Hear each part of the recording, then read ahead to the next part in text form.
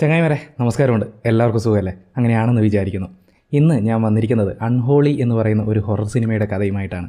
2021 ഈ സിനിമ പുറത്തിറങ്ങിയിരിക്കുന്നത്. അപ്പോൾ കൂടുതൽ പറഞ്ഞ് ബോറടിപ്പിക്കാതെ നേരെ കഥയിലേക്ക് കിടക്കാം.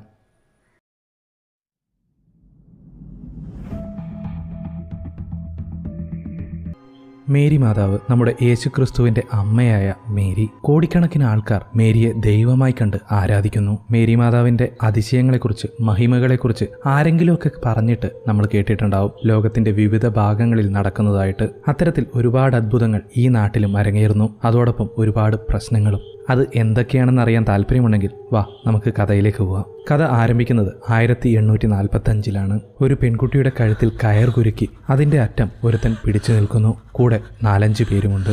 കയ്യിലൊരു ചുറ്റികയും ഒരു മാസ്കും പിടിച്ച് ഒരു തടിമാടൻ അങ്ങോട്ടേക്ക് വരുന്നു. ആ മാസ്ക് എടുത്ത് അവളുടെ തലയിലേക്കിട്ട് അതിന് ചറ പറ അടിച്ച് ആ മാസ്ക് അവളുടെ തലയിൽ ലോക്ക് ചെയ്യുന്നു. അതിനുശേഷം ആ പെൺകുട്ടിയെ ജീവനോടെ കയറ് വലിച്ച് ഒരു മരത്തിന് മുകളിലേക്ക് തൂക്കി നിർത്തുന്നു. ശേഷം അവളുടെ ശരീരത്തിന് തീവയ്ക്കുന്നു.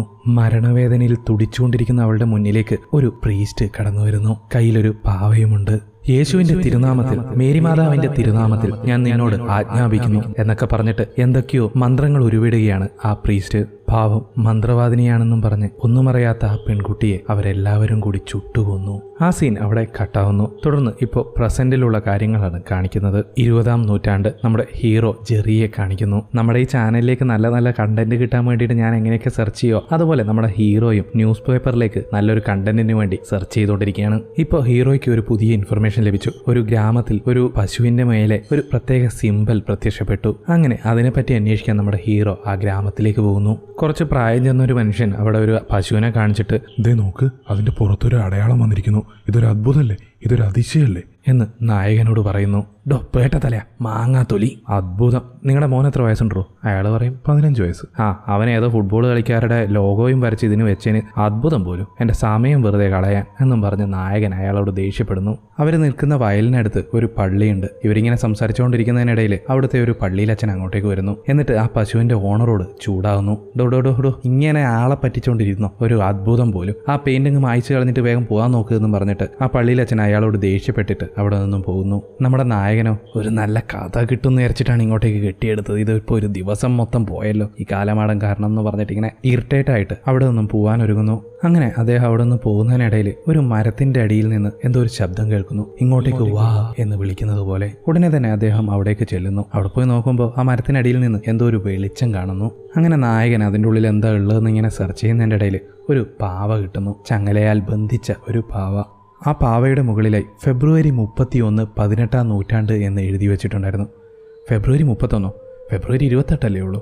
ലീപ്പ് ഇയർ ആണെങ്കിൽ പോലും ഫെബ്രുവരി 29 വരും. പിന്നെ ഇതെന്തോന്നടേ 31 എന്ന് നായകൻ അത്ഭുതം. നായകൻ ആ തടിയനോട് ഇതെന്ത് പാവയാണെന്ന് ചോദിക്കുന്നു. അപ്പോൾ അയാൾ പറയും, ഇതുപോലെ ഈ നാട്ടിൽ ഒരുപാട് പാവകൾ നമുക്ക് കാണാൻ കിട്ടും, ഇതിലൊക്കെ ആത്മാക്കളെ ആവാഹിച്ച് അടച്ചു വയ്ക്കുന്നു എന്നൊക്കെയാണ് ഐതിഹ്യം. അത് കേട്ട ഉടനെ നമ്മുടെ നായകൻ ആ പാവ ചവിട്ടി പൊട്ടിക്കുന്നു. അങ്ങനെയാണെങ്കിൽ ഞാനിപ്പോൾ ആത്മാവിനെയൊക്കെ പുറത്തെടുത്തു, എന്തെങ്കിലും സംഭവിക്കുമോ നോക്കാലോ എന്ന് നായകൻ പറയുന്നു. അതിനുശേഷം ആ പാവയെയും അതിനടുത്ത് ഇയാളെ നിർത്തിയിട്ടും ഒക്കെ ഫോട്ടോ എടുക്കുന്നു. വന്ന കാര്യമോ നടന്നില്ല, ഇങ്ങനെയെങ്കിലും ഒരു കഥ നമുക്ക് അങ്ങ് ഉണ്ടാക്കാമെന്നും പറഞ്ഞിട്ട് ഒരു കഥയങ്ങോട്ട് മെനയുന്നു. ആ പശുവിന്റെ ഉടമസ്ഥനാണ് ഈ പാവ കണ്ടുകിട്ടിയത്. അത് പൊട്ടി തകർന്ന രീതിയിലാണ് ഉണ്ടായിരുന്നത്. ആയതിനാൽ അതിനുള്ളിലുണ്ടായിരുന്ന ആത്മാവ് ഈ പശുവിലേക്ക് പ്രവേശിച്ചു എന്നൊക്കെ ഒരു കഥയങ്ങട് മെനയുന്നു. ശേഷം അടുത്തുള്ള ഒരു ഹോട്ടലിൽ കയറി നന്നായിട്ട് ഭക്ഷണം കഴിച്ച് അവിടെ നിന്ന് നാട്ടിലേക്ക് പുറപ്പെടുന്നു. അർദ്ധരാത്രി കൂറ്റാക്കൂറ്റിരുട്ട് കള്ളും കുടിച്ച് പുള്ളിക്കാരൻ അങ്ങനെ ഡ്രൈവ് ചെയ്തുകൊണ്ടിരിക്കുകയാണ്. പെട്ടെന്ന് ആ മദ്യക്കുപ്പി താഴേക്ക് വീഴുന്നു. അത് എടുക്കാമെന്ന് വിചാരിച്ച് കൈ നീട്ടി അതിന് ശ്രമിക്കുന്നു. കാറ് പോയി ഒരു മരത്തിലിടിക്കുന്നു. പുള്ളിക്കാരന് കാര്യമായിട്ടൊന്നും പറ്റുന്നില്ല. അതിനുള്ളിൽ നിന്ന് പുറത്തേക്ക് ഇറങ്ങി നോക്കുമ്പോൾ ആ പെൺകുട്ടി കാടിനുള്ളിലേക്ക് എങ്ങോട്ടേക്കോ നടന്നു പോകുന്നു. നമ്മുടെ നായകനും പിന്നാലെ തന്നെ പോകാൻ തുടങ്ങി. അവൾ എവിടേക്കാണ് പോകുന്നതെന്ന് വെച്ച് കഴിഞ്ഞാൽ, നേരത്തെ വയലിലൊരു മരം കണ്ടിരുന്നല്ലോ, അതിന് മുന്നിലേക്കായി പോയി നിൽക്കുന്നു. അവിടെ മുട്ടുകുത്തി നിന്നിട്ട്, മേരി മാതാ, എന്റെ ആത്മാവ് ഞാൻ നിങ്ങൾക്കായി സമർപ്പിക്കുന്നു എന്ന് ഒച്ചത്തിൽ പറഞ്ഞുകൊണ്ടിരിക്കുന്നു. ഞാൻ സത്യം ചെയ്യുന്നു, എന്റെ ആത്മാവ് നിനക്കുള്ളതാണ് എന്നൊക്കെ ഇങ്ങനെ പുലമ്പിക്കൊണ്ടിരിക്കുന്നു. നായകൻ ഇത് കേട്ട് ആകെ അന്തം വിട്ടുപോയി. അതേസമയം ആ മരം അവളോട് എന്തോ പറഞ്ഞതുപോലെ അവൾ, ആണോ നന്ദി നന്ദി നന്ദി എന്നുകൂടി പറയുന്നു. നായകൻ എന്താണ് ഇതെന്ന് മനസ്സിലാവാതെ അവളുടെ തോളിൽ പോയി പിടിക്കുന്നു. ആ സെക്കൻഡിൽ തന്നെ അവൾ ബോധം കെട്ട് വീഴുകയും ചെയ്യുന്നു. നായകൻ ഇപ്പം എന്ത് ചെയ്യാൻ പറ്റും? ഇവൾ ആരാണെന്നോ ഏത് വീട്ടിൽ നിന്നാണോ ഒന്നും അറിയില്ല. അതുകൊണ്ട് തന്നെ നായകൻ അവളെയും എടുത്ത് അടുത്തുണ്ടായിരുന്ന ആ ചർച്ചിലേക്ക് പോകുന്നു. അങ്ങനെ ചർച്ചിലുള്ള ഫാദർ ഇവളെ കണ്ടപ്പോൾ പറയും, ഇത് ആലീസാണ്, ഇവിടെ തന്നെ വളരുന്ന പെൺകുട്ടിയാണ് എന്നൊക്കെ പറഞ്ഞ് നായകനെ അകത്തേക്ക് വിളിക്കുന്നു.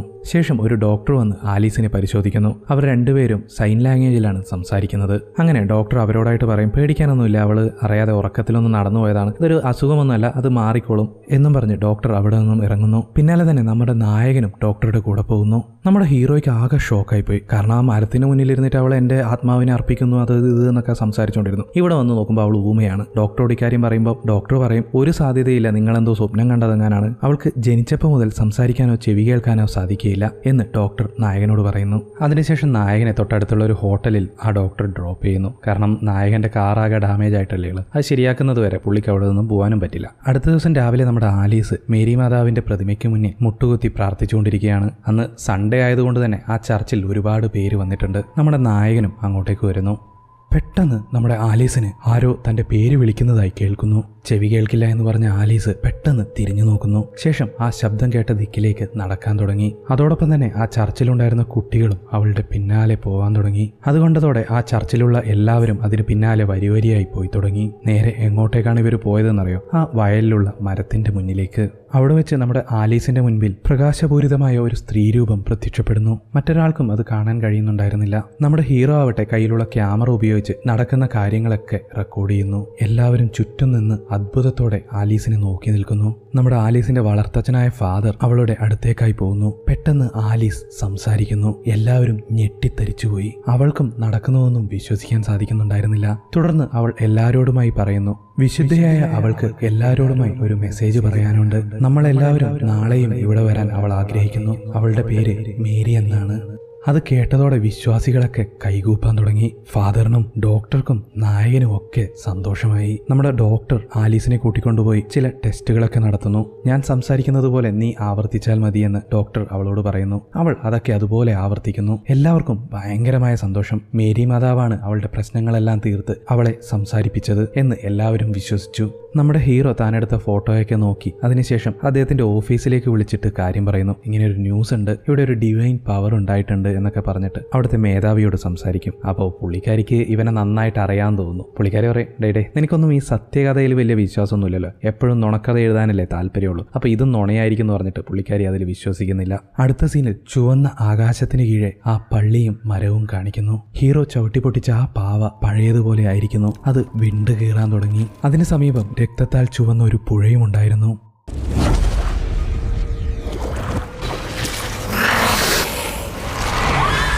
പെട്ടെന്ന് നമ്മുടെ ഹീറോ സ്വപ്നത്തിൽ നിന്ന് ഞെട്ടി എഴുന്നേൽക്കുന്നു. ആ കണ്ടതൊക്കെ ഒരു സ്വപ്നമായിരുന്നു. അടുത്ത ദിവസം രാവിലെ ആലീസിന്റെ അത്ഭുത പ്രവൃത്തികൾ കേട്ടറിഞ്ഞ നാട്ടുകാരൊക്കെ ആ പള്ളിക്ക് ചുറ്റും തടിച്ചുകൂടി. വീൽ ചെയറിലായ ഒരു കൊച്ചുകുട്ടിയെയും കൊണ്ട് അവന്റെ മാതാപിതാക്കളും അവിടെ എത്തിയിരുന്നു. ഹീറോ ഇതെല്ലാം ഫോട്ടോ എടുത്തുകൊണ്ടിരിക്കുന്നു. ഈ സമയത്ത് നമ്മുടെ ഫാദർ പുറത്തേക്ക് വന്നിട്ട് പറയും, ആലീസ് സംസാരിച്ചതും അത്ഭുത പ്രവൃത്തികൾ ചെയ്യുന്നതിലുമൊക്കെ എനിക്കും സന്തോഷമാണ്. പക്ഷെ നമ്മളെല്ലാവരും കൂട്ടം കൂടി അവളെ ബുദ്ധിമുട്ടിക്കുന്നത് ശരിയല്ല. ഇന്ന് എല്ലാവരും തിരിച്ചു പോകണം എന്ന് അദ്ദേഹം എല്ലാവരോടുമായി പറയുന്നു. പക്ഷേ അപ്പോഴേക്കും ആലീസ് പുറത്തേക്ക് വരുന്നു. നേരെ ആ മരത്തിനടുത്തേക്ക് ചെല്ലുന്നു. അവൾക്ക് മാത്രമായി മേരി മാതാവിന്റെ മുഖം ദൃശ്യമാകുന്നു. ആ മരത്തെ തൊട്ട് പ്രാർത്ഥിച്ചതിന് ശേഷം ആലീസ് ആ വീൽ ചെയറിലുള്ള ചെറുക്കന്റെ അടുത്തേക്ക് വരുന്നു. നീ അത്ഭുതങ്ങളിൽ വിശ്വസിക്കുന്നുണ്ടോ? വിശ്വസിക്കുന്നു എന്ന് അവൻ തലകുലുക്കി സമ്മതിക്കും. നിനക്ക് മേരി മാതാവിൽ വിശ്വാസമുണ്ടോ? ഉണ്ട്, ഞാൻ മേരിയിൽ വിശ്വസിക്കുന്നു എന്ന് അവൻ മറുപടി പറയുന്നു. എന്നാൽ നടന്നോളൂ എന്ന് ആലീസ് അവനോട് പറയുന്നു. അവൻ എനിക്കതിന് കഴിയില്ല എന്ന് പറയുന്നു. മേരി നിന്നോട് ആജ്ഞാപിക്കുന്നു, നടന്നുകൊള്ളുക, മേരിയിൽ വിശ്വാസമർപ്പിക്കുക, നിനക്കതിന് സാധിക്കും.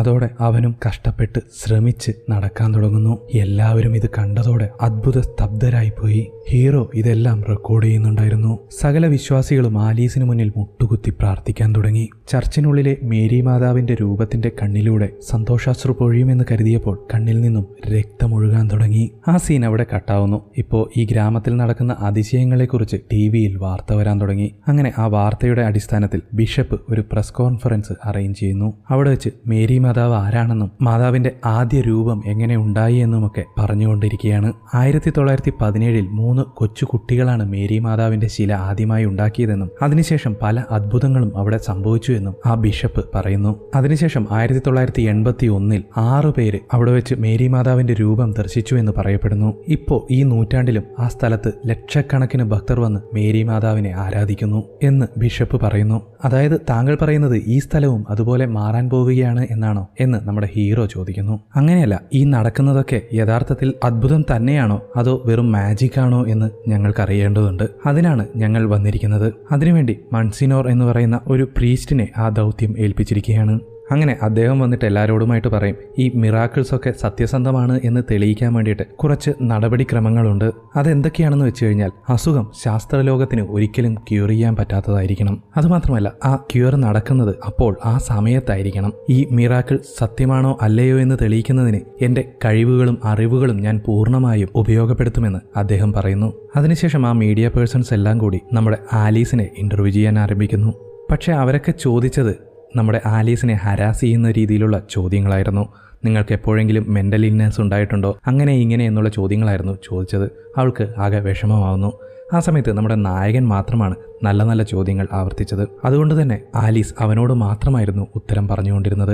നീ മാത്രമേ മേരി മാതാവിനെ കണ്ടിട്ടുള്ളൂ, അവളുടെ രൂപം എങ്ങനെയായിരിക്കുമെന്ന് പറയാമോ എന്നായിരുന്നു നായകന്റെ ആദ്യത്തെ ചോദ്യം. തൂവെള്ള വസ്ത്രം ധരിച്ച് സൂര്യനെ പോലെ പ്രകാശിക്കുന്ന ഒരു രൂപമാണ് അവളുടേത് എന്ന് ആലീസ് പറയുന്നു. അപ്പോഴേക്കും ബാക്കിയുള്ളവർ വീണ്ടും കുറെ കൂതറ ചോദ്യങ്ങൾ ചോദിക്കാൻ തുടങ്ങി. അപ്പോൾ നായകൻ ചോദിക്കും, എപ്പോഴാണ് നീ അവളെ ആദ്യമായിട്ട് കണ്ടത്? 5 ദിവസങ്ങൾക്ക് മുമ്പ് ആ വയലിൽ വെച്ചാണ് ഞാൻ കണ്ടത് എന്ന് ആലീസ് മറുപടി കൊടുക്കുന്നു. അവിടെ നിങ്ങളും ഉണ്ടായിരുന്നല്ലോ എന്നും പറഞ്ഞ് അവൾ ചിരിക്കുന്നു.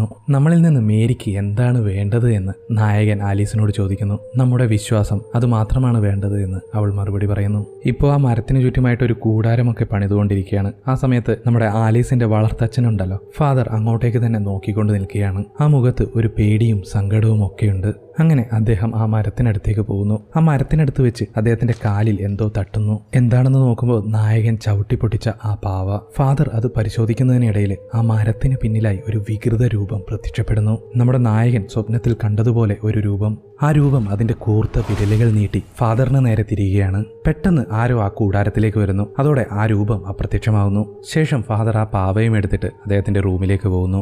ഈ സമയത്ത് നമ്മുടെ ആലീസ് കേൾവിശക്തിയും സംസാരശേഷിയൊക്കെ തിരിച്ചു കിട്ടിയതുകൊണ്ട് സന്തോഷത്തോടെ പാട്ട് പാടുകയും ഡാൻസ് കളിക്കുകയൊക്കെ ചെയ്തുകൊണ്ടിരിക്കുകയാണ്. നമ്മുടെ നായകനുമുണ്ട് കൂടെ. നായകന് വേണ്ടി ഒരു എക്സ്ക്ലൂസീവ് ഇന്റർവ്യൂ ആണ് അവിടെ നടക്കുന്നത്. ആ ഇന്റർവ്യൂ നടന്നുകൊണ്ടിരിക്കുന്നതിനിടയിൽ നമ്മുടെ വളർത്തച്ഛൻ അങ്ങോട്ടേക്ക് വരുന്നു. അദ്ദേഹം നായകനോട് പറയും, എനിക്ക് താങ്കളോട് ഒന്ന് ഒറ്റയ്ക്ക് സംസാരിക്കണം. അത് കേട്ട ഉടനെ ആലീസ് അവിടെ നിന്നും പോകുന്നു. അതിനുശേഷം ഫാദറും നായകനും തമ്മിൽ സംസാരിക്കുന്നു. ദൈവവിശ്വാസത്തെക്കുറിച്ചും അന്ധവിശ്വാസത്തെക്കുറിച്ചും അവിശ്വാസത്തെക്കുറിച്ചും ഒക്കെ പറഞ്ഞ് അവർ തമ്മിൽ ചെറിയൊരു വാഗ്വാദമുണ്ടാവുന്നു. ഫാദർ നായകനോട് ചോദിക്കും, നിങ്ങൾ എന്തിനാണ് ഈ വിഷയത്തിൽ ഇത്ര ഇൻട്രസ്റ്റ് കാണിക്കുന്നത്? നിങ്ങളെപ്പറ്റി ഞാൻ പല കാര്യങ്ങളും കേട്ടിരുന്നു, അതൊന്നും നല്ലതല്ല. മുമ്പൊക്കെ വെറുതെ ന്യൂസ് ക്രിയേറ്റ് ചെയ്യാൻ വേണ്ടിയിട്ട് അല്ലെങ്കിൽ ട്രെൻഡിങ് സ്ഥാനത്തിന് വേണ്ടിയിട്ട് പല കെട്ടുകഥകളും മെനഞ്ഞുണ്ടാക്കിയ ഒരാളാണ് നിങ്ങൾ എന്ന് എനിക്കറിയാം എന്ന് അദ്ദേഹം പറയുന്നു. അപ്പോൾ നായകൻ പറയും, അതൊക്കെ ഞാൻ ചെയ്തിട്ടുണ്ട്, ഇല്ല എന്ന് പറയുന്നില്ല. അതൊക്കെ ഞാനൊരു പേരിനും പ്രശസ്തിക്കും വേണ്ടി ചെയ്തതാണ്. പക്ഷേ ഇപ്പോൾ ഞാൻ അതിനു വേണ്ടിയിട്ടൊന്നുമല്ല ശ്രമിക്കുന്നത്. എനിക്കെന്തോ ഈ കാര്യത്തിൽ ഇൻട്രസ്റ്റ് ആണ്. പക്ഷേ നിങ്ങളുടെ മകൾ തന്നെയല്ലേ അവൾ? വളർത്തു മകളാണെങ്കിലും അവൾക്കുണ്ടാവുന്ന പ്രശസ്തിയിലൊക്കെ നിങ്ങൾ എന്തിനാണ് പേടിക്കുന്നത്? നിങ്ങൾക്ക് എന്തുകൊണ്ടാണ് സന്തോഷമില്ലാത്തത്? അവളെ ഒരുപാട് പേര് അത്ഭുതമെന്നും ദൈവത്തിന്റെ അവതാരമെന്നും ഒക്കെ വിളിക്കുമ്പോൾ നിങ്ങൾ സന്തോഷിക്കുകയല്ലേ വേണ്ടത് എന്ന് നായകൻ തിരിച്ചു ചോദിക്കുന്നു. അക്കാര്യങ്ങളിലൊക്കെ എനിക്കും സന്തോഷമുണ്ട്. പക്ഷേ ഇത് ആദ്യമായിട്ടല്ല ഇങ്ങനെയൊരു സംഭവം. ഇതുപോലെ മുമ്പും 3 പേര് മിറാക്കിൾ നടത്തുന്നതായിട്ടും മേരി മാതാവെ കണ്ടു എന്നും ഒക്കെ പറഞ്ഞിട്ട് ഒരുപാട് വാർത്തകളുണ്ട്. പക്ഷേ അക്കൂട്ടത്തിൽ 2 പേരും ഓൾറെഡി മരണപ്പെട്ടു കഴിഞ്ഞു. എന്റെ മകൾക്ക് അങ്ങനെയൊന്നും സംഭവിക്കുന്നതിനോട് എനിക്ക് താല്പര്യമില്ല. അതാണ് എന്റെ പേടി എന്ന് ഫാദർ പറയുന്നു. അതിനുശേഷം നായകൻ തന്റെ ഹോട്ടൽ മുറിയിലേക്ക് പോകുമ്പോൾ തന്നെ ആരോ പിന്തുടരുന്നതായിട്ട് അയാൾക്ക് തോന്നുന്നു. തിരിഞ്ഞു നോക്കുമ്പോൾ ആരെയും കാണുന്നില്ല. എന്നാൽ അദ്ദേഹത്തിന്റെ പിന്നിൽ ഒരു നിഴലായി അദ്ദേഹം ആ സ്വപ്നത്തിൽ കണ്ട രൂപം നിൽക്കുന്നത് നമുക്ക് കാണാം. ഇപ്പോൾ നമ്മുടെ നായിക ചർച്ചിൽ വെച്ച് നന്നായിട്ട് പാട്ട് പാടിക്കൊണ്ടിരിക്കുകയാണ്. അവളുടെ വളർത്തച്ഛനും പിന്നെ ആ അന്വേഷിക്കാൻ വന്ന പള്ളിയിലച്ഛനും പിന്നെ നമ്മുടെ നായകനും അവിടെയുണ്ട്. പെട്ടെന്ന് അവളുടെ വളർത്തച്ഛന് നെഞ്ചുവേദന എടുക്കാൻ തുടങ്ങി. വേദന കൊണ്ട് പുളയുകയാണ് അയാൾ. അദ്ദേഹത്തിന് എംഫൈസീമ എന്ന് പറയുന്ന ഒരു കണ്ടീഷനുണ്ട്. ശ്വസനം വളരെ ബുദ്ധിമുട്ടായി തുടങ്ങി അയാൾക്ക്. ഉടനെ തന്നെ ആലീസ് അദ്ദേഹത്തോട് ചോദിക്കും, നിങ്ങൾക്ക് മേരിയിൽ വിശ്വാസമുണ്ടോ? മനസ്സുകൊണ്ടും ശരീരം കൊണ്ടും അവളെ സേവിക്കാമെന്നും വാക്ക് നൽകൂ. ഫാദർ അവളിൽ വിശ്വാസമുണ്ടെന്നും അങ്ങനെ ചെയ്യാമെന്നും വാക്ക് നൽകുന്നു. ആലീസ് ഉടനെ തന്നെ കുറച്ചുനേരം പ്രാർത്ഥിച്ചിട്ട് അവളുടെ കൈ അദ്ദേഹത്തിന്റെ നെഞ്ചിലേക്ക് വയ്ക്കുന്നു. എന്തോ ഒരു ശക്തി കിട്ടിയതുപോലെ അയാൾ പൂർണ്ണ ആരോഗ്യസ്ഥിതിയിലേക്ക് തിരിച്ചു വരുന്നു. എനിക്കിപ്പോൾ നന്നായി ശ്വസിക്കാമെന്ന് അദ്ദേഹം സന്തോഷത്തോടെ പറയുന്നു. ആലീസിനും സന്തോഷമായി. അദ്ദേഹം ആലീസിന്റെ മുഖത്ത് നോക്കി പുഞ്ചിരിക്കുകയായിരുന്നു. പെട്ടെന്ന് അതിനുശേഷം നമ്മുടെ ഡോക്ടർ ഉണ്ടായിരുന്നല്ലോ, പുള്ളിക്കാരി നായകനെയും പിന്നെ ഈ മിറാക്കിൾ അന്വേഷിക്കാൻ വന്ന 2 പള്ളിയിലാച്ചന്മാരെയും വിളിച്ചിട്ട് സംസാരിക്കുകയാണ്. ആലീസിന്റെ വളർത്തച്ഛന് ലങ്സിന് കാര്യമായ തകരാറുണ്ടായിരുന്നു. പക്ഷേ ഇപ്പോൾ ഈ ഇൻസിഡന്റിന് ശേഷം അദ്ദേഹത്തിന്റെ ലങ്സ് പൂർണ്ണ ആരോഗ്യം തിരിച്ചു ലഭിച്ചിരിക്കുന്നു എന്ന് ഡോക്ടർ അവരോടായി പറയുന്നു.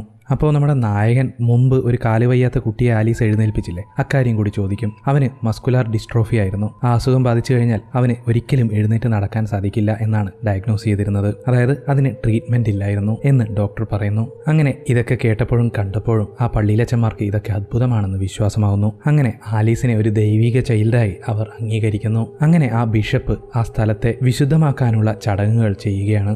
വാർത്തകളിലും സോഷ്യൽ മീഡിയകളിലും ഒക്കെ ഇതായി തരംഗം. ആലീസും അവളുടെ അത്ഭുത പ്രവൃത്തികളുമായി ഇപ്പോൾ ചർച്ചാ വിഷയം. ഇതൊക്കെ അറിഞ്ഞപ്പോൾ നമ്മുടെ ഹീറോയുടെ പഴയ ബോസ് ഉണ്ടായിരുന്നല്ലോ, നമ്മളെ പുള്ളീനെ വിശ്വസിക്കാത്ത പുള്ളിക്കാരി. അപ്പോൾ പുള്ളിക്കാരി വിളിച്ചിട്ട് ഞങ്ങൾ നിങ്ങൾക്ക് കൂടുതൽ പണം തരാം, ഇതുവരെയുള്ള ഡ്യൂസ് പേ ചെയ്യാം, നിങ്ങൾ ഞങ്ങൾക്ക് തന്നെ ആ ന്യൂസ് എക്സ്ക്ലൂസീവായിട്ട് തരണം എന്നൊക്കെ പറയുന്നു. അപ്പോൾ നമ്മുടെ നായകന് ഇതൊക്കെ കേട്ടപ്പോൾ ഭയങ്കര ജാട. പുള്ളിക്കാരൻ അതിൻ്റെ ബിൽഡപ്പ് ഒക്കെ കൊടുക്കുന്നു. അവർ അതിന് സമ്മതിക്കുകയൊക്കെ ചെയ്യുന്നു. അപ്പോൾ പുള്ളിക്കാരൻ പറയും ഓക്കെ ഞാൻ ചിന്തിച്ചിട്ട് മറുപടി പറയാം.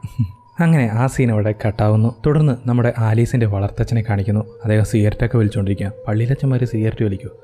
എനിക്കറിയില്ല. അപ്പോൾ ഏതായാലും ഇദ്ദേഹം വലിക്കുന്നുണ്ട്. ശ്വാസകോശം സ്പോഞ്ച് പോലെയാണ് മാഷേ. ഓൾറെഡി നിങ്ങളുടെ സ്പോഞ്ച് ശരിയാക്കിയതാണ് ആലീസ്, ഇനിയിപ്പം ആദ്യം വലിച്ചു കളഞ്ഞുകൊണ്ടിരിക്കുക. ആ പാവ കൈ കിട്ടിയതിന് ശേഷം പുള്ളിക്കാരൻ കുറച്ച് ഡിഫറെൻ്റ് ആയിട്ടാണ് ബിഹേവ് ചെയ്യുന്നത്. പെട്ടെന്ന് ആ ചുമരിൽ നിന്നും എന്തോ കാറ്റടിക്കുന്നത് പോലെ ഒരു ശബ്ദം കേൾക്കുന്നു. ഫാദർ പോയിട്ട് ആ ചുമരിൽ പരിശോധിക്കുന്ന സമയത്ത് അതിനുള്ളിൽ ഒരു ചെറിയ അറ പോലെ കാണുകയും അതിനുള്ളിൽ നിന്നും ഒരു ബുക്ക് കിട്ടുകയും ചെയ്യുന്നു. ആ ബുക്ക് സാത്താനെ പറ്റിയുള്ള വിവരണമായിരുന്നു. അത് കണ്ടതോടെ അദ്ദേഹം വിഷമത്തിലാവുന്നു. പക്ഷെ ഈ സമയമൊക്കെ അദ്ദേഹത്തെ ആരോ വാച്ച് ചെയ്യുന്നത് പോലെ നമ്മെ കാണിക്കുന്നു. മറ്റൊരു വശത്ത് നമ്മുടെ ഹീറോ ആ ഡോക്ടർക്ക് ലൈൻ വലിച്ചു എന്ന് തോന്നുന്നു. അത്യാവശ്യം നന്നായിട്ട് സംസാരിച്ച് അവർ ഇങ്ങനെ ഒരു കാട്ടിലൂടെ നടക്കുകയാണ്. ആ സമയത്ത് ഹീറോ അവിടെ ഒരു ചെറിയ പുഴ കാണുന്നു.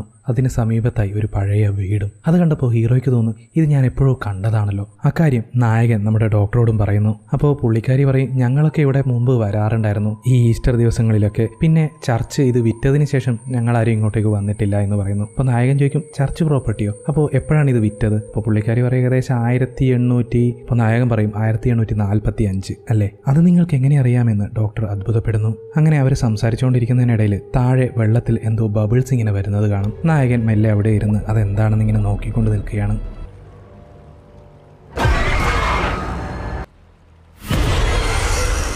പാവം പേടിച്ചുപോയി. എനിക്കുടനെ തന്നെ ആലീസിന്റെ വളർത്തച്ഛനോട് സംസാരിക്കണം എന്ന് അയാൾ പറയുന്നു. അതേസമയം ഫാദർ ഇപ്പോൾ പള്ളിയിലുണ്ട്. കുമ്പസാരിക്കുന്നതിന് വേണ്ടിയിട്ട് ഒരു സ്ത്രീ അങ്ങോട്ടേക്ക് വരുന്നു. മുഖം വ്യക്തമായി കാണിക്കുന്നില്ല. കുമ്പസാരക്കൂട്ടിലിരുന്ന അച്ഛനോട് അവൾ തെറ്റുകൾ ഏറ്റുപറയുന്നു. ഞാൻ പാപിയാണച്ചോ, എന്നോട് ക്ഷമിക്കണം. അങ്ങനെ സംസാരിച്ചുകൊണ്ടിരുന്ന അവളുടെ ശബ്ദം സാവധാനത്തിൽ മാറാൻ തുടങ്ങി. ഞാൻ നിന്നെ ഗുണപ്പെടുത്തി, എന്നെ വിശ്വസിക്കുന്നതിനു പകരം നീ എന്നെ സംശയിച്ചു.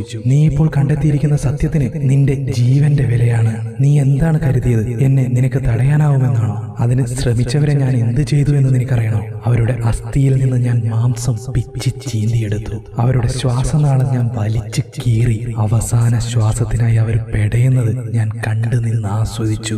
ഇപ്പോ ഞാൻ നിനക്ക് വേണ്ടി വന്നിരിക്കുകയാണ്. അതിശയങ്ങൾ കാണിക്കാനുള്ള ശക്തി എനിക്ക് തന്നത് സാത്താനാണ്. നിന്റെ മേരിയോട് നീ പ്രാർത്ഥിക്ക്, നിന്നെ രക്ഷിക്കാൻ. നമുക്ക് നോക്കാം അവളാണോ ഞാനാണോ കൂടുതൽ ശക്തയെന്ന്.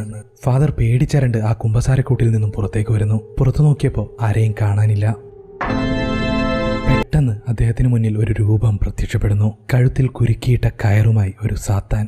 ആ രൂപം സാവധാനം മുകളിലേക്ക് ഉയരുന്നു. എങ്ങനെയാണ് ഒരു മേരി മാതാവിന്റെ രൂപമുള്ളത് അതുപോലെ കൈകൂപ്പി നിൽക്കുന്നു. ആ സീൻ അവിടെ കട്ടാവുന്നു. ഇപ്പൊ നമ്മുടെ ഹീറോ ആ ഫാദറെ കാണാൻ വേണ്ടിയിട്ട് പള്ളിയിലേക്ക് ഓടി വരുന്നു. കുമ്പസാരക്കൂട്ടിലും അവിടെ ഇവിടെയൊക്കെ അദ്ദേഹത്തെ അന്വേഷിച്ചു, പക്ഷേ കാണാനില്ല.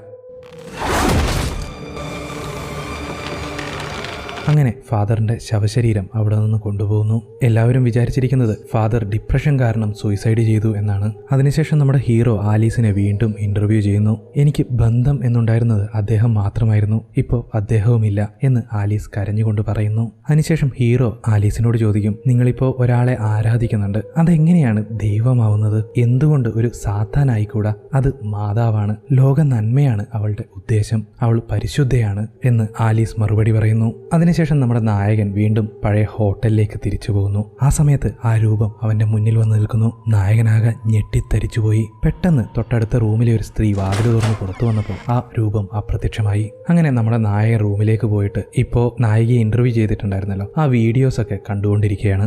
അപ്പോൾ നമ്മുടെ ആലീസിന്റെ പിന്നിലായിട്ട് എന്തോ ഒരു രൂപം നിൽക്കുന്നത് പോലെ നായകന് തോന്നുന്നു. അതെന്താണെന്ന് അവൻ സൂക്ഷിച്ചു നോക്കുകയാണ്. ഞെട്ടിപ്പോയി പുള്ളിക്കാരൻ. ഞാനും. അങ്ങനെ അടുത്ത ദിവസം ഫാദറിന്റെ മരണാനന്തര ചടങ്ങുകളൊക്കെ കഴിഞ്ഞ് നായകനും ഡോക്ടറും സംസാരിച്ചുകൊണ്ടിരിക്കുകയാണ്. ആ ഡോക്ടർ പറയും, ഫാദർ ഇങ്ങനെയൊരു തീരുമാനമെടുക്കാൻ ചാൻസേ ഇല്ല, ഒരു കാരണവശാലും അദ്ദേഹം ഇങ്ങനെ ചെയ്യില്ല. നായകനും അത് തന്നെ പറയുന്നു. അതിനുശേഷം നായകൻ നമ്മുടെ ഡോക്ടറോട് ചോദിക്കും, ഈ പള്ളിയെ പറ്റിയുള്ള ഫയൽസുകളും റെക്കോർഡ്സുകളും ഒക്കെ എവിടെയാണ് സൂക്ഷിച്ചിരിക്കുന്നതെന്ന് ഡോക്ടർക്ക് അറിയോ എന്ന്. അത് ഈ പള്ളിയുടെ പിറകിൽ തന്നെയാണ് എന്ന് ഡോക്ടർ മറുപടി പറയുന്നു. എനിക്കത് ഉടനെ കാണണം. അങ്ങനെ അവർ രണ്ടുപേരും അവിടേക്ക് പോകുന്നു. ഇതേ സമയം ചർച്ചിനുള്ളിൽ ആ ഫാദറിന് വേണ്ടിയിട്ടുള്ള ചടങ്ങുകൾ നടന്നുകൊണ്ടിരിക്കുകയാണ്. നമ്മുടെ ആലീസും അവിടെയുണ്ട്. ഈ സമയം നമ്മുടെ നായകനും ഡോക്ടറും ആ കെട്ടിടത്തിന്റെ പിൻഭാഗത്തെത്തുന്നു. ആ കെട്ടിടത്തിനുള്ളിൽ പഴയ പ്രതിമകളൊക്കെ വെള്ള തുണിയിട്ട് മൂടി വെച്ചിരിക്കുന്നു. അതൊക്കെ കാണുമ്പോൾ നമുക്ക് തന്നെ പേടിയാവും. അവിടെ വെച്ച് നായകന് ഒരു ബുക്ക് കിട്ടുന്നു. അതിനുള്ളിൽ ഒരു സാത്താന്റെ രൂപമൊക്കെ ആരോ വരച്ചു വെച്ചിട്ടുണ്ട്. ലാറ്റിൻ ഭാഷയിലായിരുന്നതുകൊണ്ട് നായകൻ ഒരു എത്തും പിടികിട്ടിയില്ല. പക്ഷെ നമ്മുടെ ഡോക്ടർക്ക് ലാറ്റിൻ ഭാഷ വശമുണ്ടെന്ന് തോന്നുന്നു. പുള്ളിക്കാരി അത് വായിക്കാൻ തുടങ്ങി. അത് ദുർമന്ത്രവാദിനിയെക്കുറിച്ച് അഥവാ സാത്താന്റെ ഭാര്യയെക്കുറിച്ചുള്ള ഒരു കുറിപ്പായിരുന്നു. 18-ാം നൂറ്റാണ്ടിലെ ഒരു ഫാദർ എഴുതിയിരുന്ന കുറിപ്പ്. ആ ദുർമന്ത്രവാദിനിയുടെ പേര് മേരി എൽനോർ എന്നായിരുന്നു. അവൾക്ക് അതിശയങ്ങൾ കാണിക്കാനാവും, അസുഖമുള്ളവരെ ഗുണപ്പെടുത്താനാവും. വിശുദ്ധ കന്യാമറിയം തന്നിലൂടെ സംസാരിക്കുന്നുവെന്ന് അവൾ എല്ലാവരെയും വിശ്വസിപ്പിച്ചു. നിങ്ങളുടെ ആത്മാവിനെ നിങ്ങൾ അവൾക്ക് സമർപ്പിച്ചാൽ അവൾ നിങ്ങളെ ഗുണപ്പെടുത്തും. അവളെ എതിർക്കുന്നവരെ അവൾ ദാരുണമായി കൊന്നുകളയും. അങ്ങനെയാണ് നമ്മുടെ ആലീസിന്റെ വളർത്തച്ഛൻ മരിച്ചത് എന്ന് അവിടെ വ്യക്തമാക്കുന്നു. പിന്നീട് ആ മേരി ദൈവമല്ലെന്നും അവള് സാത്താനാണെന്നും അന്നാട്ടുകാർ കണ്ടെത്തുന്നു. അങ്ങനെ എല്ലാവരും കൂടി അവളെ പിടിച്ചു കെട്ടി പുഴയിൽ മുക്കിക്കൊല്ലാൻ ശ്രമിക്കുന്നു. ആ സ്ഥലമാണ് ആദ്യം നമ്മുടെ ഹീറോ സ്വപ്നത്തിൽ കണ്ടതും പിന്നീട് അവർ നടക്കുന്നതിനിടയിൽ ആ കാട്ടിൽ വെച്ച് കണ്ടതും. അതോടെ മേരി താൻ സാത്താന് സേവ ചെയ്യുന്നതായി കുമ്പസാരിക്കുന്നു. അങ്ങനെ അതിന്റെ ശിക്ഷയായി വിശുദ്ധ കന്യാമറിയത്തിന്റെ മുഖം പോലുള്ള ഒരു മാസ്ക് അവളുടെ മുഖത്ത് വെച്ച് ആണിയടിച്ച് കയറ്റി ഉറപ്പിച്ചു വയ്ക്കുന്നു. ശേഷം ചർച്ചിനോട് ചേർന്ന ഒരു മരത്തിൽ അവളെ കെട്ടിത്തൂക്കി അവളുടെ ശരീരത്തിന് തീയിടുന്നു. കത്തിയമർന്ന ശരീരാവശിഷ്ടങ്ങളും അവളുടെ ആത്മാവും ഒരു പാവയിലേക്ക് അവർ ആവാഹിക്കുന്നു. ഇങ്ങനെയൊക്കെയാണ് ആ ബുക്കിൽ എഴുതിയിരുന്നത്. ഇതേസമയം ചർച്ചിനുള്ളിൽ ആലീസിനെ തന്റെ പേര് ആരോ വിളിക്കുന്നതായിട്ട് തോന്നുന്നു. അവൾ ഉടനെ തന്നെ എഴുന്നേറ്റ് മേടയിലേക്ക് ചെന്നിട്ട് എല്ലാവരോടുമായിട്ട് പറയും, മേരി എന്നോട് സംസാരിച്ചു. ഇന്ന് ആഘോഷത്തിന്റെ ദിവസമാണ്. മേരി നിങ്ങൾക്ക് നൽകിയ അത്ഭുതങ്ങളുടെ പാരിതോഷികമായി നിങ്ങളുടെ ആത്മാവിനെ അവൾക്ക് സമർപ്പിക്കണം. മറ്റൊരു വശത്ത് ആ ഡോക്ടർ പറയും, അവളുടെ ദുഷ്ടശക്തികളെയൊക്കെ ഒരു പാവയിൽ അവർ അടച്ചു വെച്ചിരുന്നു. ആ പാവ ഇപ്പോൾ ആരോ ഉടച്ചിരിക്കുന്നു. അതിനാലാണ് ഈ നീചശക്തി ഇപ്പോൾ പുറത്തു വന്നിരിക്കുന്നത്. ആ പണി ചെയ്തത് വേറെ ആരുമല്ലല്ലോ, നമ്മുടെ നായകനാണല്ലോ. ഈ സത്യങ്ങൾ നമ്മുടെ ഫാദർ കണ്ടുപിടിച്ചതുകൊണ്ടാണ് ആ സാത്താൻ അദ്ദേഹത്തെ കൊന്നത് എന്ന് നായകനും പറയുന്നു. അതായത് ഇപ്പോൾ നമ്മുടെ ആലീസിലുള്ളത് വിശുദ്ധ കന്യാമറിയമല്ല, ദുർമന്ത്രവാദിനിയായ മേരിയാണ്. ഇതേസമയം ചർച്ചിനുള്ളിലാവട്ടെ, നിങ്ങൾ മേരിയെ വിശ്വസിക്കുന്നുണ്ടോ എന്ന് ആലീസ് ചോദിക്കുന്നു. ഞങ്ങൾ വിശ്വസിക്കുന്നു എന്ന് മറ്റുള്ളവർ നിലവിളിച്ചുകൊണ്ടിരിക്കുന്നു. ആ സമയത്ത് നായകനും ഡോക്ടറും നിന്നിരുന്ന സ്ഥലത്ത് ഒരുപാട് പ്രതിമകൾ തുണിയിട്ട് മൂടിയിട്ടുണ്ടായിരുന്നില്ലേ, അതിലൊരു പ്രതിമയുടെ ഉള്ളിൽ നിന്നും എന്തോ ശബ്ദം വരുന്നു. നായകൻ നോക്കുമ്പോൾ ആ തുണി ഇങ്ങനെ ചലിച്ചുകൊണ്ടിരിക്കുന്നു. പേടിച്ചുകൊണ്ടാണെങ്കിലും അദ്ദേഹം പോയിട്ട് ആ തുണി മാറ്റുന്നു. അതിനുള്ളിൽ യേശുദേവന്റെ ഒരു പ്രതിമയായിരുന്നു. അത് കണ്ടതും ഒരു നെടുവീർപ്പോടെ നമ്മുടെ നായകൻ പുഞ്ചിരിക്കുന്നു. പെട്ടെന്ന് ആ സാത്താൻ ഈ രണ്ടുപേരെയും കൊല്ലാൻ ശ്രമിക്കുന്നു. അവരെങ്ങനെയൊക്കെയോ കൂടി ഓടി ആ ഗോഡൌണിൽ നിന്നും പുറത്തു ചാടുന്നു. അതിനുശേഷം നമ്മുടെ നായകൻ ബിഷപ്പിനെയും മിറാക്കിൾ അന്വേഷിക്കാൻ വന്ന പ്രീസ്റ്റിനെയും പോയി കാണുന്നു. എന്നിട്ട് അവരോട് ഈ കാര്യങ്ങളൊക്കെ പറയുന്നു. നമ്മൾ ഉദ്ദേശിക്കുന്നത് പോലെ ഈ മേരി ദൈവമല്ല, ഇതൊരു സാത്താന്റെ രൂപമാണ്. മാത്രമല്ല നമ്മുടെ ഫാദർ മരിച്ചതും ആ സാത്താൻ കാരണമാണ് എന്ന് അയാൾ പറയുന്നു. പക്ഷേ അവർ ഇതൊന്നും വിശ്വസിക്കുന്നില്ല. പല നൂറ്റാണ്ടുകൾക്ക് മുമ്പ് നടന്ന കാര്യവുമായി അദ്ദേഹത്തിന്റെ മരണത്തിന് ഒരു ബന്ധവുമില്ല. വെറുതെ ആവശ്യമില്ലാത്ത കഥകൾ മെനയരുത് എന്ന് അവർ പറയുന്നു. അതോടെ നായകൻ അവിടെ നിന്നും ഇറങ്ങിപ്പോകുന്നു. ഇപ്പോൾ നമ്മുടെ നായകൻ ആ പള്ളിയുമായി ബന്ധപ്പെട്ട ഒരു ലൈബ്രറിയിലാണുള്ളത്. അവിടെ വെച്ച് നമ്മുടെ നായകന് മേരിയുടെ അവസാന കുമ്പസാരക്കുറിപ്പ് ലഭിക്കുന്നു. മേരിയെ നാട്ടുകാർ പിടിക്കുന്നതിന് മുമ്പ് അവൾ പ്രഗ്നന്റ് ആയിരുന്നുവെന്നും അവൾക്ക് ഒരു മകൻ ജനിച്ചിരുന്നുവെന്നും അദ്ദേഹത്തിന് മനസ്സിലാവുന്നു. ആ മകന്റെ പേര് നിക്കോളാസ് പാഗറ്റ് എന്നാണ്. നമ്മുടെ ആലീസിന്റെ മുഴുവൻ പേര് ആലീസ് പാഗറ്റ് എന്നാണ്. എന്നുവെച്ചാൽ എന്താണ് അർത്ഥം? ആ നിക്കോളാസ് പേഗറ്റ് എന്ന് പറയുന്ന ആളുടെ പരമ്പരയിൽ തന്നെയാണ് നമ്മുടെ ആലീസും ജനിച്ചിരിക്കുന്നത്. മേരിയുടെ കുമ്പസാരക്കുറിപ്പിൽ മറ്റൊരു കാര്യം കൂടി രേഖപ്പെടുത്തിയിരുന്നു. എൻ്റെ പരമ്പരയിലൂടെ ഞാൻ ജീവിക്കും. അതായത് മേരി മരിക്കുന്നതിന് മുമ്പ് സാത്താനുമായി ഒരു ഉടമ്പടി ഉണ്ടാക്കിയിരുന്നു. താൻ മരണപ്പെട്ടാലും എൻ്റെ പരമ്പരയിലൂടെ എനിക്ക് ഉയർത്തെഴുന്നേൽക്കാൻ സാധിക്കണം എന്നായിരുന്നു ആ ഉടമ്പടി. അതുകൊണ്ടാണ് അവളുടെ ആത്മാവ് ഇപ്പോൾ ഉയർത്തെഴുന്നേറ്റിരിക്കുന്നത്. ഇക്കാര്യങ്ങളെല്ലാം നമ്മുടെ നായകൻ ഡോക്ടറോട് ഫോണിൽ സംസാരിച്ചുകൊണ്ടിരിക്കുകയാണ്. പെട്ടെന്ന് ആ ഫോൺ കോൾ കട്ടാവുന്നു. ഹീറോ വായിച്ചുകൊണ്ടിരിക്കുന്ന എല്ലാ രേഖകളും ഇല്ലാതാവുന്നു. അവിടെ ഉണ്ടായിരുന്ന മേരി മാതാവിന്റെ ശിലയിൽ നിന്ന് ആ സാത്താൻ പുറത്തേക്ക് വരുന്നു. അവൾ ഹീറോയെ ആക്രമിക്കാൻ വരുന്ന അതേ സമയത്ത് നമ്മുടെ പ്രീസ്റ്റ് അവിടേക്ക് എത്തുന്നു. ഒരു ബുക്ക് നോക്കി മന്ത്രങ്ങൾ ഉരുവിട്ടുകൊണ്ടിരിക്കുകയാണ്. പക്ഷെ ഈ മേരി കുറച്ച് പവർഫുള്ളാണ്. അതുകൊണ്ട് തന്നെ ആ ബുക്കിലുണ്ടായിരുന്ന അക്ഷരങ്ങൾ ഓരോന്നായി മാഞ്ഞു പോവാൻ തുടങ്ങി. എന്നിട്ടും ആ ഫാദർ ബുക്കില്ലാതെ മന്ത്രങ്ങൾ ഉരുവിട്ടുകൊണ്ടിരുന്നു. അതോടെ ആ സാത്താൻ അവിടെ നിന്ന് പേടിച്ചോടുന്നു. ഈ സത്യങ്ങളെല്ലാം നമ്മൾ ആലീസിനോട് തുറന്നു പറയണം. ഇന്ന് രാത്രി നടക്കാൻ പോകുന്ന ആ ചടങ്ങ് നമ്മൾ നിർത്തിക്കണം എന്നൊക്കെ അവർ സംസാരിക്കുന്നു. അതേസമയം ആ ചടങ്ങ് നടക്കുന്ന സ്ഥലം ഭയങ്കരമായിട്ട് അലങ്കരിച്ചുകൊണ്ടിരിക്കുകയാണ്. അതിനിടയിൽ ആ ബിഷപ്പ് ഉണ്ടായിരുന്നല്ലോ, പുള്ളിക്കാരൻ നമ്മുടെ നായകന്റെ ഫോട്ടോ അവിടുത്തെ സെക്യൂരിറ്റിക്കാർക്കെല്ലാം കാണിച്ചു കൊടുക്കുന്നു. എന്നിട്ട് പറയും ഇവനെ മാത്രം ഉള്ളിലേക്ക് വിടരുത്, ഇവൻ ഉള്ളിലേക്ക് വന്നു കഴിഞ്ഞാൽ ഇവിടെയൊക്കെ പ്രശ്നങ്ങൾ ഉണ്ടാക്കും, അതുകൊണ്ട് അതൊന്ന് ശ്രദ്ധിച്ചേക്കണം എന്ന് പറഞ്ഞിട്ട് അയാൾ അവിടെ നിന്നും പോകുന്നു. ആ ചടങ്ങിന് വേണ്ടി 100 കണക്കിന് ആൾക്കാർ അങ്ങോട്ടേക്ക് വന്നുകൊണ്ടിരിക്കുന്നു. മാത്രമല്ല കോടിക്കണക്കിന് ആൾക്കാർ ലൈവിൽ ഓൺലൈനിൽ കണ്ടുകൊണ്ടിരിക്കുകയാണ്. ബിഷപ്പ് പ്രാർത്ഥന ആരംഭിക്കുന്നു. അതേസമയം മറുവശത്ത് നമ്മുടെ പ്രീസ്റ്റ് നായകനും ഡോക്ടർക്കും സാത്താനെ ഓടിക്കുന്നത് ഡെമോ കാണിച്ചുകൊണ്ടിരിക്കുകയാണ്. ഹോളി ഫയർ ഉപയോഗിച്ച് മാത്രമേ നമുക്ക് ആ സാത്താനെ നശിപ്പിക്കാൻ സാധിക്കുകയുള്ളൂ എന്ന് ആ പ്രീസ്റ്റ് അവരോടായി പറയുന്നു. അതിനുശേഷം മന്ത്രിച്ച തീപ്പെട്ടിയാണെന്ന് തോന്നുന്നു. അത് എടുത്ത് അദ്ദേഹം ഉരച്ച് തീ കത്തിക്കാൻ ശ്രമിക്കുന്നു. തീ ഇങ്ങനെ കത്തും, പെട്ടെന്ന് അത് അണയും. വീണ്ടും ശ്രമിക്കുമ്പോൾ അദ്ദേഹത്തിന്റെ പിന്നിലായി ആ സാത്താൻ നിൽപ്പുണ്ട്. തീ വീണ്ടും അണയുന്നു. അദ്ദേഹം വീണ്ടും അത് കത്തിക്കുമ്പോൾ ആ തീ പെട്ടെന്ന് ആളി പടരാൻ തുടങ്ങി. അവിടെ ചുമരിലുണ്ടായിരുന്ന ഒരു യേശുവിന്റെ രൂപവും കുരിശും തീ പിടിച്ച് കത്തി അമരാൻ തുടങ്ങി. കത്തിക്കൊണ്ടിരുന്ന ആ കുരിശ് വന്ന് വീണത് നമ്മുടെ പ്രീസ്റ്റിന്റെ നെഞ്ചിലേക്കാണ്. തീ പിടിച്ച് അയാളും അവിടെ കത്തി അമരുന്നു. തുടർന്ന് അവിടെ ഉണ്ടായിരുന്ന യേശുവിന്റെ തിരുരൂപത്തിന്റെ കണ്ണിൽ നിന്നും രക്തക്കണ്ണീർ പൊഴിയാൻ തുടങ്ങി. നായകനും ഡോക്ടറും അവിടെ നിന്ന് രക്ഷപ്പെട്ട് ഓടാൻ തുടങ്ങി. ഇതേ സമയം ആ ജപം നടക്കുന്ന സ്ഥലമുണ്ടല്ലോ, അവിടെ ആലീസ് സംസാരിക്കാൻ തുടങ്ങി. നിങ്ങൾ മേരിയുടെ അത്ഭുത പ്രവൃത്തികളിൽ വിശ്വസിക്കുന്നുണ്ടോ? ഉടനെ വിശ്വാസികളെല്ലാം ഞങ്ങൾ മേരിയിൽ വിശ്വസിക്കുന്നു, ഞങ്ങൾ വിശ്വസിക്കുന്നു എന്ന് ആർത്ത് വിളിക്കുന്നു. വിശ്വാസികളുടെ വിശ്വാസം കൂടുന്നതിനനുസരിച്ച് ആ സാത്താന്റെ ശക്തി കൂടി വരാൻ തുടങ്ങി. ആ വിശ്വാസികളുടെ വിശ്വാസം ഇല്ലാതാക്കിയാൽ മാത്രമേ അവളുടെ ശക്തി ഇനി കുറയുകയുള്ളൂ. ആലീസ് ഇപ്പോ എല്ലാവരോടുമായി ചോദിക്കുന്നു, നിങ്ങളുടെ ആത്മാവിനെ മേരിക്ക് നൽകാൻ നിങ്ങൾക്ക് സമ്മതമാണോ? സമ്മതമാണ് എന്ന് വിശ്വാസികൾ ഉറക്കെ പറയും. വീണ്ടും ആലീസ് ചോദിക്കും, നിങ്ങളുടെ ആത്മാവിനെ മേരിക്ക് നൽകാൻ നിങ്ങൾക്ക് സമ്മതമാണോ? എല്ലാവരും സമ്മതമാണ് എന്ന് വീണ്ടും ഉറക്കെ പറയും. മൂന്നാമത്തെ തവണ ആലീസ് ചോദിക്കുന്നതിന് മുമ്പ് നായകനും ഡോക്ടറും അവിടേക്ക് ഓടിയെത്തുന്നു. സെക്യൂരിറ്റി ഗാർഡ്സ് ഒക്കെ അവരെ തടയാൻ ശ്രമിക്കുന്നു. പക്ഷെ എങ്ങനെയൊക്കെയോ കൂടി അവർ അതിന്റെ ഉള്ളിലേക്ക് എത്തുന്നു. ഡോക്ടർ ആലീസിനോട് പറയും, നീ വിചാരിക്കുന്നത് പോലെ ഈ മേരി വിശുദ്ധ കന്യാമറിയമല്ല, ഇവൾ നിന്നെ ചതിക്കുകയാണ്, ഇതൊരു മന്ത്രവാദിനിയാണ്, ഇതൊരു സാത്താനാണ് എന്ന് ഡോക്ടർ അവളോടായിട്ട് പറയുന്നു. അപ്പോൾ ഹീറോ ജനങ്ങളോടായിട്ട് പറയും, ഈ മിറാക്കിൾസ് ഒക്കെ വെറും കെട്ടുകഥകളാണ്, എല്ലാം ഞാൻ ഉണ്ടാക്കിയ നുണകളാണ്, ന്യൂസിന് വേണ്ടി ഞാൻ പടച്ചുവിട്ട കഥകൾ മാത്രം. നമ്മുടെ നായകൻ മുമ്പ് മുതലേ ഇങ്ങനെ കഥകൾ ഉണ്ടാക്കുന്നതാണെന്ന് എല്ലാവർക്കും അറിയാവുന്നതുകൊണ്ട് ഒരു നിമിഷം എല്ലാ വിശ്വാസികളും മിറാക്കിൾസ് കള്ളമാണെന്ന് ചിന്തിക്കുന്നു. അവിടെ ഉള്ളവർ മാത്രമല്ല, ഒരുപാട് പേര് ഓൺലൈനിലും ഇത് കാണുന്നുണ്ടല്ലോ, അവരും ഒക്കെ നായകൻ പറയുന്നത് വിശ്വസിക്കാൻ തുടങ്ങി. ആ സമയം നോക്കി നമ്മുടെ ഡോക്ടർ സൈൻ ലാംഗ്വേജിൽ മേരിയോട്, നിന്നെ വളർത്തി വലുതാക്കിയ നിന്റെ വളർത്തച്ഛനെ കൊന്നതും ഈ മേരിയാണ് എന്ന് പറയുന്നു. അങ്ങനെ ഒരു വിധത്തിൽ അവളെ കാര്യം പറഞ്ഞ് മനസ്സിലാക്കുന്നു. അപ്പോഴേക്കും ആ സാത്താന്റെ ശബ്ദം ആലീസ് വീണ്ടും കേൾക്കുന്നു. ഞാൻ പറയുന്നത് കേൾക്ക്, നീ പ്രാർത്ഥന പൂർത്തിയാക്കും, ഇല്ലെങ്കിൽ നിന്നെ ഞാൻ വീണ്ടും ഊമയാക്കി മാറ്റും. അതോടെ ഡോക്ടറും നായകനും പറയുന്നത് സത്യമാണെന്ന് അവൾക്ക് ബോധ്യമായി. ഉടനെ തന്നെ അവൾ വിശ്വാസികളോടായിട്ട് പറയും, ഇവർ രണ്ടുപേരും പറയുന്നത് പൂർണ്ണമായും സത്യമാണ്, മേരി സത്യമല്ല. ഇത് കേട്ടതോടെ അവിടെ കൂടി നിന്നവരും ഓൺലൈനിൽ ഇത് കണ്ടുകൊണ്ടിരിക്കുന്നവരും ഒക്കെ അന്തം വിട്ടുപോകുന്നു. പെട്ടെന്ന് അവിടെ ഉണ്ടായിരുന്ന ആ മരം തീ പിടിച്ച് എരിയാൻ തുടങ്ങി. അതോടൊപ്പം യേശുവിന്റെ പ്രതിമകളും കൊന്തയും എല്ലാം കത്താൻ തുടങ്ങി. അത് കണ്ട് അവിടെ ഉണ്ടായിരുന്ന ആൾക്കാരൊക്കെ പേടിച്ച് ജീവനും കൊണ്ട് ഓടാൻ തുടങ്ങി. ആലീസ് തലകറങ്ങി വീഴുന്നു.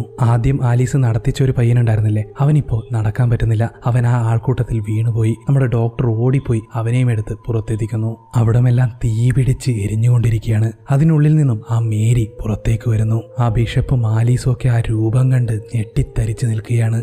ഉടനെ തന്നെ ഫാദർ എന്ത് ചെയ്തു എന്ന് പറഞ്ഞു കഴിഞ്ഞാൽ കുരിശെടുത്തിട്ട് അവളുടെ നേരെ നീട്ടി, ദൈവനാമത്തിൽ ഞാൻ ആജ്ഞാപിക്കുന്നു, ഇവിടെ നിന്ന് പോവുക എന്ന് പറഞ്ഞിട്ട് ഡയലോഗ് അടിച്ചുകൊണ്ടിരിക്കുന്ന സമയത്ത് നമ്മുടെ മേരി എന്ത് ചെയ്തു എന്ന് പറഞ്ഞു കഴിഞ്ഞാൽ അവളുടെ മുഖം മൂടി മെല്ലെ അഴിച്ചു മാറ്റുന്നു. അപ്പോഴാണ് അവളുടെ ആ വികൃത രൂപം നമ്മൾക്കൊക്കെ കാണാൻ സാധിക്കുക. കത്തിക്കരിഞ്ഞ വികൃതമായ രൂപം. അത് കണ്ട് ആ ഫാദർ കണ്ണും മിഴിച്ചിരിക്കുന്ന സമയത്ത് മേരി അയാളുടെ നെഞ്ചിലേക്ക് കൈവയ്ക്കുന്നു. ഒരു നിമിഷം കൊണ്ട് അയാൾ കരിഞ്ഞ് ഇല്ലാതാവുന്നു. ഉടനെ ആലീസിനെയും കൂട്ടിയിട്ട് നായകൻ അവിടെ നിന്ന് ഓടി രക്ഷപ്പെടാൻ ശ്രമിക്കും. പക്ഷെ അവന്റെ തൊട്ടു മുന്നിലായിട്ട് മേരി വന്ന് നിൽക്കുന്നു. അവന്റെ കൈ പിടിച്ച് ഒറ്റയടിക്ക് അവനെ താഴെയിടുന്നു. പലതവണ രക്ഷപ്പെടാൻ അവർ ശ്രമിച്ചു, പക്ഷേ നടക്കുന്നില്ല. അവൾ അവളുടെ വിശ്വരൂപം കാട്ടിക്കൊണ്ടേയിരുന്നു. അങ്ങനെ ആ ബിഷപ്പിനെ കൊന്നതുപോലെ നമ്മുടെ നായകന്റെ നെഞ്ചിലേക്കും കൈ ആഴ്ത്തി കുത്താൻ അവൾ ശ്രമിക്കുന്നതിനിടയിൽ നമ്മുടെ ആലീസ് വന്ന് അതിന്റെ മുന്നിലേക്ക് നിൽക്കുന്നു. അതോടെ അവളുടെ കൈ ആലീസിന്റെ നെഞ്ചിലേക്ക് പതിക്കുന്നു. പാവം ആലീസ്. നായകനെ രക്ഷിക്കുന്നതിന് വേണ്ടിയിട്ട് അവൾ അവളുടെ ജീവൻ ത്യജിക്കുന്നു. അതോടെ ആ മന്ത്രവാദിനിയുടെ ആത്മാവും ചാരമാവാൻ തുടങ്ങി. എന്താണ് സംഭവം എന്ന് മനസ്സിലായോ? സാത്താനുമായിട്ട് അവളുടെ ഉടമ്പടി എന്തായിരുന്നു? തൻ്റെ പരമ്പരയിലൂടെ താൻ ജീവിക്കും. ഇപ്പോൾ അവളുടെ പരമ്പരയിലെ അവസാനത്തെ കണ്ണിയായ ആലീസും മരണമടഞ്ഞു കഴിഞ്ഞു. അതോടെ ആ മന്ത്രവാദിനിയുടെ ആത്മാവ് ചാരമായി ഇല്ലാതാവുന്നു. എൻ്റെ ജീവൻ രക്ഷിക്കുന്നതിന് വേണ്ടിയിട്ട് ഇവൾ ജീവൻ കളഞ്ഞല്ലോ എന്നോർത്ത് നമ്മുടെ ഹീറോ ഭയങ്കരമായിട്ട് വിഷമിക്കുന്നു. ശരിക്കും പറഞ്ഞാൽ നമ്മുടെ ഹീറോയ്ക്ക് ദൈവവിശ്വാസം തീരെ ഇല്ലായിരുന്നു. ഒരിക്കൽ പോലും പ്രാർത്ഥിച്ചിട്ടില്ലായിരുന്നു. പക്ഷേ ഇപ്പോൾ ആലീസിന് വേണ്ടി അവൻ പ്രാർത്ഥിക്കുന്നു. ഞാൻ ഇതുവരെ ഒരു കാര്യവും നിന്നോട് ആവശ്യപ്പെട്ടിട്ടില്ല. ഇതുപോലൊരു ത്യാഗം ചെയ്ത ഈ കുഞ്ഞിൻ്റെ ജീവൻ തിരിച്ചു തരൂ എന്ന് അവൻ കരഞ്ഞുകൊണ്ട് കേണപേക്ഷിക്കുന്നു. ആ പ്രാർത്ഥനയിൽ സത്യമുണ്ടായതുകൊണ്ടാവാം വിശുദ്ധ കന്യാമറിയത്തിന്റെ ശക്തിയാൽ ആലീസിന് ജീവൻ തിരിച്ചു കിട്ടുന്നു. അവൾ സന്തോഷത്തോടെ നമ്മുടെ ഹീറോയെ കെട്ടിപ്പിടിക്കുന്നു. ആ സീൻ അവിടെ കട്ടാവുന്നു. തുടർന്ന് കുറെ ദിവസങ്ങൾക്ക് ശേഷം നമ്മുടെ നായകൻ വീണ്ടും ആ പള്ളിയിലേക്ക് വരുന്നു. കരിഞ്ഞുണങ്ങിപ്പോയിരുന്ന ആ മരത്തിൽ ഇപ്പോൾ പച്ചപ്പ് നിറഞ്ഞിരിക്കുകയാണ്. പള്ളിക്ക് സമീപമുള്ള കല്ലറയ്ക്കടുത്ത് ആലീസ് നിൽക്കുന്നുണ്ട്. നായകൻ അവളോട് സംസാരിക്കുന്നു. അവൾ തിരിച്ച് സൈൻ ലാംഗ്വേജിലാണ് സംസാരിക്കുന്നത്. കാരണം അവൾ ആദ്യമുണ്ടായിരുന്നതുപോലെ ഊമയാണ് ഇപ്പോൾ. സമീപത്ത് തന്നെ നമ്മുടെ ഡോക്ടറും ഉണ്ട്. നായകൻ ആലീസിനോടായി പറയും, ഞാൻ ഉടനെ തന്നെ നിന്റെ ഭാഷ പഠിച്ചോളാമെന്ന്. ആ സീനോടുകൂടി സിനിമ അവസാനിക്കുന്നു. ചങ്ങായിമാരെ, അപ്പോൾ ഈ കഥയും ഈ വീഡിയോയും നിങ്ങൾക്ക് ഇഷ്ടപ്പെട്ടു എന്ന് കരുതുന്നു. ഇതുപോലുള്ള കൂടുതൽ വീഡിയോസുമായിട്ട് ഞാൻ തീർച്ചയായും വരാം. അപ്പോൾ നിങ്ങളുടെ അഭിപ്രായം തീർച്ചയായും താഴെ കമൻറ്റ് ചെയ്യാൻ മറക്കരുത്. അപ്പോൾ ഇതുപോലൊരു വീഡിയോസുമായിട്ട് നമ്മൾ വീണ്ടും വരുന്നതായിരിക്കും.